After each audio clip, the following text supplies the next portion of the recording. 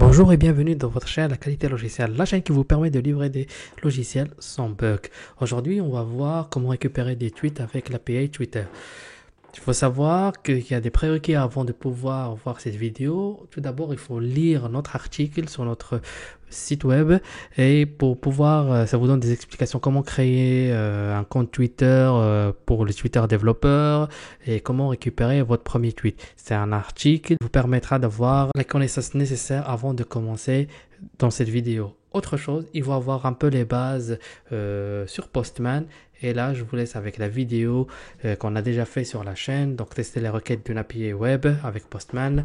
Donc, je vous mets les liens de l'article et de la vidéo dans la description. Et là, on peut commencer. Donc, comme on a pu voir sur l'article, donc là, on a pu récupérer notre premier tweet. Et on a tout récupéré les appels sur les API Twitter sur Postman. On a pu forker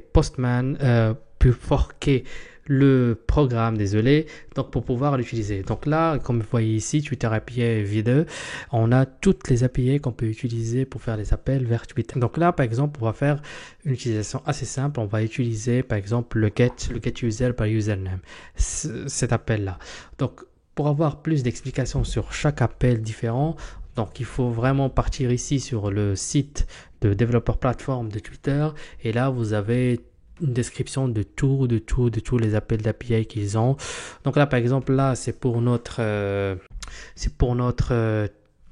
API là maintenant qu'on va utiliser, donc celui-là, le user by username, et là on va voir par exemple c'est quoi les paramètres obligatoire. Par exemple ici c'est l'ID, donc avoir plus d'informations sur comment ça marche, qu'est-ce qu'elle nous renvoie, etc.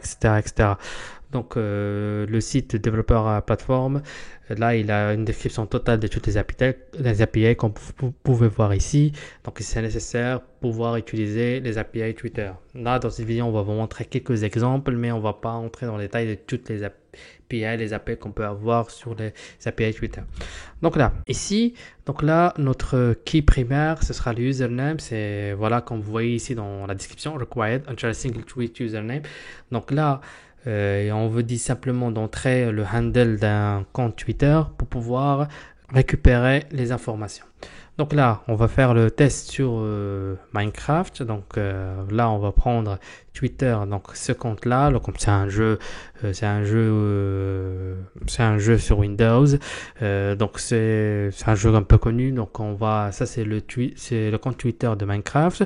Et là, on va récupérer les informations sur ce compte. Donc on va récupérer l'ID, le nom et les usernames. Donc on va envoyer notre requête là. Et donc comme on peut voir, on a un statut de 100. Donc la requête s'est bien passée. On a eu une réponse. Et là, on a l'ID, le nom et le username. Donc là, on va pouvoir par exemple tester un autre appel, par exemple le get username by ID. Donc on va prendre cet ID là, on va mettre par exemple ici. Donc là, on a nos paramètres. Donc là, tout ce qui est grisé là, c'est des paramètres qui sont pas obligatoires. On va nous mettre que les paramètres obligatoires. Ici, on va faire par exemple, on a l'ID. La valeur ici, c'est la valeur qu'on a récupérée ici. Donc c'est l'ID là. Donc on va le mettre ici. Et donc cette valeur elle est obligatoire, sinon on ne pourra pas faire l'appel. Autre chose, juste un point que je veux quand même redire, que par exemple dans nos appels il y a une autorisation. Donc vous avez votre token, il faut le mettre ici de cette manière là. Par exemple vous avez votre bearer token, donc que vous récupérez sur la plateforme. Donc je vous laisse regarder le site, l'article, donc qui vous expliquera mieux cette partie. Donc vous mettez ici et vous pouvez faire un appel sur l'API. Donc là, comme j'expliquais, donc on met la valeur, on met l'ID et là on fait un send. Là, par exemple, moi pour nos tests là, j'ai écrit quelques tests. Donc là ici par exemple, on va tester sur le statut de 100. Donc juste pour dire que voilà, l'API a bien marché, on a bien un statut de 100. Et ici, j'ai juste retester qu'on a bien les valeurs. Par exemple, le username c'est bien Minecraft, le name c'est bien Minecraft et l'ID c'est celui-là. Admettons que là je me suis trompé, j'ai envoyé cette requête là. Donc là j'aurai d'autres valeurs et là je vois bien que mes tests, voilà, le statut de test 200. Donc si je reviens sur mes tests, le premier statut 200, il est bien. Donc on voit bien ici qu'on a statut 200, ok. Mais là, par exemple, le compte utilisateur et Minecraft, c'est pas bon. C'est vraiment pas bon. Et celui-là, vérifier l'ID de la réponse à un ID spécifique, c'est pas bon ici.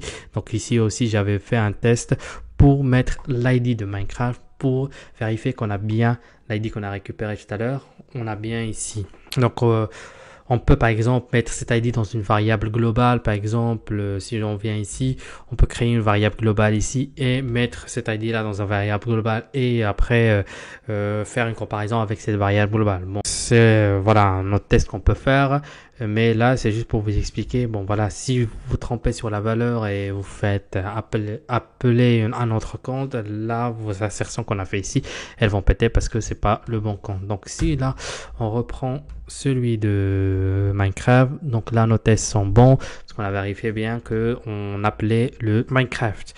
Donc, l'ID de Minecraft. Donc là, on peut, par exemple, ici, appeler user tweet timeline by ID. Donc là, on va la requête, qu'est-ce qu'on va faire? On va donner l'ID d'un compte. Donc, comme vous avez vu, voilà, la plupart, vous avez vu et vous allez voir, la plupart des appels get qu'on a ici sont par ID. Donc, le champ obligatoire est ID. Donc, la première chose, par exemple, que vous faites, c'est de appeler l'user by username. Envoyez l'information, voilà le username que je veux, par exemple sur votre compte, admettons que votre compte Twitter il s'appelle Toto. Donc vous envoyez là le get ici, vous mettez Toto. Par exemple, on va faire France Info, allez, on va faire France Info. Normalement, c'est un compte, ils ont un compte Twitter et là, ça vous donne les informations avec l'ID, France Info, etc. Je sais pas, vous avez NASA si vous voulez et la même chose, vous faites la même chose, ça vous donne l'ID, etc. Parce que cet ID, c'est l'ID que vous allez utiliser dans les autres appels que vous allez utiliser dans les autres appels. Comme par exemple là, les appels qu'on a fait, le user by ID, user tweet, user timeline by ID, donc c'est la même chose. Ça c'est l'ID de Minecraft et ça nous donne par exemple ici le timeline des tweets de Minecraft. Et on va voir ici qu'il y en a beaucoup de choses. Voilà, ça vous donne tout le timeline de Minecraft. Donc là, par exemple, on peut vérifier ici que c'est les mêmes tweets. Voilà, vous pouvez vérifier when mangrove were added as a part of the wild update. When mangrove were added as a part of wild update in June, etc., etc., etc. Après, voilà, pour être sûr, on pourrait par exemple essayer de faire un test rapide et tester par exemple sur cet ID là. Donc si on fait un test, on va faire pour faire rapide, on va coller ce test là et donc là qu'est-ce qu'on a? La réponse à JSON et là on va faire data. On va prendre pop. On a combien? On a plusieurs. Donc, data comme ça, point ID égale cette valeur là. Normalement ça devrait marcher, peu importe le nom. Si on fait ça, et voilà, vous voyez bien que j'ai laissé le long ici, mais vous voyez bien que ça passe parce qu'on voilà, on a essayé de vérifier que le premier ID qui est là, donc le premier ID qui est là, on l'a passé comme valeur ici, on a pu vérifier. Ce qu'il faut savoir que là, la timeline elle peut changer. Là, on a pu faire ce test là parce que si on revient ici, donc on voit bien que celui-là c'est le dernier tweet que Minecraft a fait. Donc, mais admettons que Minecraft là, elle fait un tweet dans une heure ou dans quelques minutes là, la timeline elle va changer et notre test là il va péter parce que on va pas chercher dans la position qu'on a fait ici de la data 0, donc la première occurrence de l'ID. Là, on va pas avoir les mêmes valeurs. Donc, juste pour que vous compreniez, là, c'est juste, j'ai fait un test rapide juste pour vous montrer, voilà comment ça marche et comment vous pouvez faire vos tests. Donc ici, on peut voir par exemple des utilisateurs ici, des utilisateurs qui suivent le compte Minecraft. Je pense que j'ai atteint la limite. Ah non, c'est bon, c'est passé. Donc là, on veut dire ce qu'il faut savoir que avec la méthode qu'on va vous montrer et selon le choix que vous avez utilisé. Donc, je fais référence toujours à l'article. Si vous choisissez, par exemple, comme moi, juste un compte développeur juste pour des trucs d'éducation, vous avez un certain nombre d'appels qu'il faut pas dépasser. Et quand vous dépassez cet appel, l'API il pète, il vous retourne toujours à un 402 que vous êtes plus autorisé à faire des appels ou too many calls. Donc plusieurs appels ils ont été déjà faits. Donc ce qui s'est passé tout à l'heure quand j'essayais de préparer la vidéo, donc j'ai fait des appels et j'ai atteint la limite. Là, maintenant, je peux refaire des appels, par exemple, sur cette API. Et là, par exemple, ce qu'on peut voir, là, sur cette API, pour expliquer un peu ce qu'elle fait, là, on en donne un ID. Donc, l'ID, par exemple, c'est toujours celui de Minecraft. Et là, ça nous ressort tous les utilisateurs qui suivent le compte. Donc là, vous voyez plein d'utilisateurs ici, plein d'utilisateurs qui suivent le compte de Minecraft. Donc voilà, par exemple, il y a cet utilisateur qui s'appelle Jinli, cet utilisateur Plainstant, cet utilisateur VMPM F1, etc. Et on a plein tous les utilisateurs qui suivent, qui suivent le compte Minecraft. Donc, vous voyez, il y a plein d'API que vous pouvez, voilà, par exemple, ça c'est les recherches récentes, ça c'est User Mention Timeline by ID, donc les mentions d'utilisateurs par l'ID, donc c'est la même chose. Tous les tweets où un utilisateur a été mentionné, mais on va envoyer encore une fois l'ID du compte qu'on veut chercher et là il nous ressortira les infos ou les tweets où ce compte a été mentionné. Par exemple, on voit ici, par exemple, ça c'est la valeur de France Info et là on voit par exemple @4 France Info plus, blabla, etc. Donc on va voir la même chose. La même chose ici, il y a de France Info Plus, etc. On peut faire le même test avec Minecraft. Si on prend dans nos paramètres ici, on va prendre cette valeur et faire user mention, etc. Bon voilà, c'est celui-là. On fait un appel à la requête et là on va chercher par exemple dans notre réponse. Hop, on va voir ici par exemple dans le texte Minecraft et on va ici Minecraft. Voilà. Une liste de tweets où Minecraft a été appelé. Donc voilà, comme vous voyez ici, il y a plein d'appels, que ce soit des appels get ou des appels post ou des delete. Ça veut dire vous pouvez tout faire, donc faire la remontée des tweets, faire la remontée une liste de tweets par exemple ici. Si on fait celle-là par exemple, on va remonter un tweet. Et c'est le tweet de Minecraft. L'ID là qu'on a récupéré, parce que là dans ce tweet, dans cette requête là, ce qu'on envoie c'est l'ID du tweet. Ce n'est pas l'ID du compte. C'est pas la même chose. L'ID du compte, on a vu, on le récupère ici, user by username, et il vous renvoie en réponse l'ID du compte. L'ID du tweet, c'est un peu plus simple que ça. On va le récupérer. Alors on revient ici sur Twitter. Là, si je prends ça par exemple et ouais voilà c'est ça, je vais refaire. Donc là c'est Twitter, je prends ce tweet là et là vous voyez que mon URL a changé et là c'est là où j'ai l'ID de mon tweet, à vrai dire c'est là où j'ai l'ID de mon tweet. Donc je le récupère et après que j'ai récupéré l'ID de mon tweet, je l'utilise ici et là on aura la réponse du tweet qu'on a utilisé. Donc on peut utiliser celui-là pour faire un test. Envoyer. Et voilà. On a le texte. You have voted the sniffer is the winner of the mob vote 2022.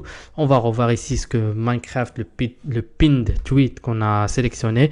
You have voted the sniffer is the winner of the mob vote 2022. Donc voilà. Donc voilà, vous savez maintenant comment récupérer l'ID du tweet d'un tweet. donc depuis Twitter, et vous mettez ici, et là, vous envoyez votre requête. Ici, nos tests sont pétés parce qu'on cherchait sur un ID de tweet où il y avait un autre tweet pinned où il faisait référence à octobre. Je sais pas est-ce qu'il existe toujours, mais bon, c'est pas vraiment un problème, c'est juste des trucs pour vous montrer comment ça marche.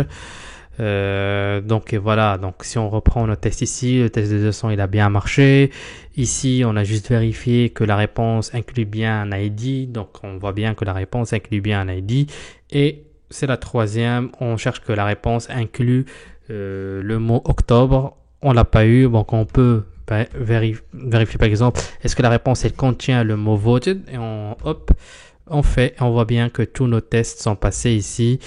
Donc parce que là, la réponse dans le texte, il y a bien le mot voted ici. Donc c'est ce qu'on cherche ici. Donc voilà. Qu'est-ce que, à vrai dire, par exemple, ici c'est user ID is following. Donc là par exemple, qu'est-ce que l'utilisateur il suit. Donc par exemple, on peut voir ici Minecraft quoi. Donc voilà. Donc vous pouvez vraiment jouer avec tous ces appels. Ça vous permettrait voilà de comprendre comment ça marche. Si vous avez des difficultés, n'hésitez pas à nous écrire et n'hésitez pas aussi à vraiment aller dans le développeur plateforme là ici qu'on voyait par exemple pour cet appel-là de get, il y a bien des explications, ça, mais voilà, il faut connaître l'anglais un peu, mais voilà, on a bien ici required, donc c'est bien obligatoire l'ID, les autres sont optionnels, donc ils sont en option, donc si vous le faites, c'est bon, si vous le faites pas, c'est pas un problème, et là, on vous donne même des exemples de code officiel avec les SDK. À vrai dire ici, pour les gens qui vont coder coder des logiciels qui vont s'interagir avec l'API Twitter. Par exemple, je vais donner un exemple assez concret. Si vous connaissez le logiciel Later, on va essayer de le chercher. Later, je pense que je l'ai déjà. Later, donc voilà, ce logiciel-là, il permet par exemple de se connecter, voilà, on va le voir ici, de se connecter à Twitter et de planifier par exemple ses tweets. Donc il permet de planifier ses tweets. Donc là, ce logiciel, il marche comment? Donc il va se connecter à Twitter par les API Twitter, donc ces API là que vous voyez ici, et donc par exemple quand vous lui demandez, donc voilà, j'ai ce tweet que je veux que tu programmes ce jour-là, donc lui le jour J, il va juste aller appeler la requête post pour poster un tweet. Donc je sais pas exactement où il est. Par exemple là ici on voit que c'est post a like, donc ici c'est pour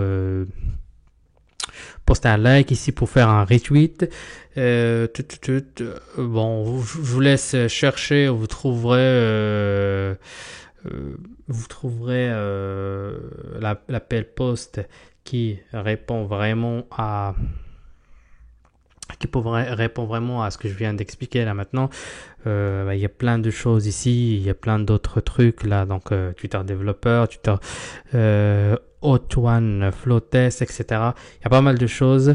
Donc là, c'était juste pour vous montrer quelques appels, quelques requêtes, quelques tests que vous pouvez faire, et ça vous permet aussi, par exemple, ce genre de test, ce genre d'appel, de valider vos connaissances, démontrer par exemple dans un entretien que vous savez faire des choses, donc et juste par exemple pour vous préparer par exemple si vous avez jamais fait des tests API, vous préparez à les faire. Donc voilà, donc on arrive à la fin de la vidéo, donc je vous laisserai toutes les informations nécessaires en description. N'oubliez pas qu'on a aussi un cours Udemy si vous voulez plus plus d'informations sur les API Postman et l'utilisation de Postman pour faire les tests. Il y a d'autres vidéos qu'on a sur la chaîne aussi sur les API Postman. Donc n'hésitez pas à les regarder, à nous écrire, laisser des commentaires et on se rencontre dans la prochaine vidéo.